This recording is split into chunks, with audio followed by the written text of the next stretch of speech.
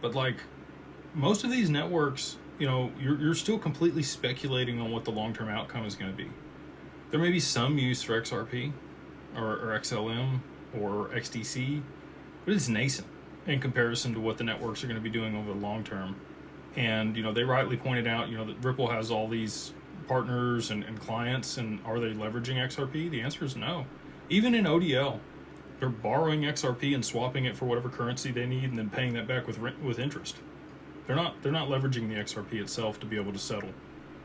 Now, my rebuttal to that will be on there. How do you get something implemented without looking like you're the opposition? Well, you would work with somebody. You would effectively use a Trojan horse, right? You would be friendly, you would share gifts, you would create solutions that worked within the infrastructure that already exists, you would build all those things, and then once you got behind the wall, you'd be like, hey, we can do this a lot cheaper and faster if you guys want to use this in our systems. And then what are big banks going to say? Well, yeah, it's cheaper and faster. Well, let's do it that way.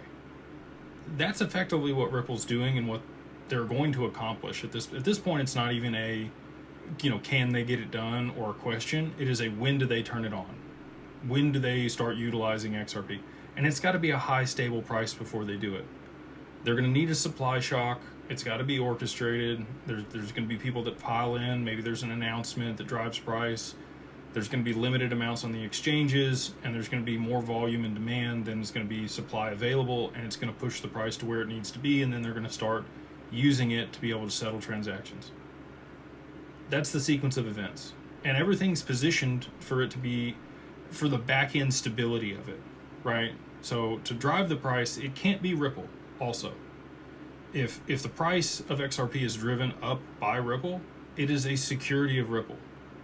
That was the whole premise behind the lawsuit, is that good news for Ripple is uncorrelated from the price of XRP. It is not a security of Ripple. If you could get into the real deal about it, but my point is, it's going to be like an R3 and SBI, these other counterparties that have a vested interest in the network.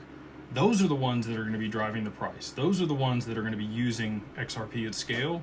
And Ripple is going to get the tangible benefits of that for the model that they've built, but they're not going to be the ones themselves that drive the price to where it needs to go.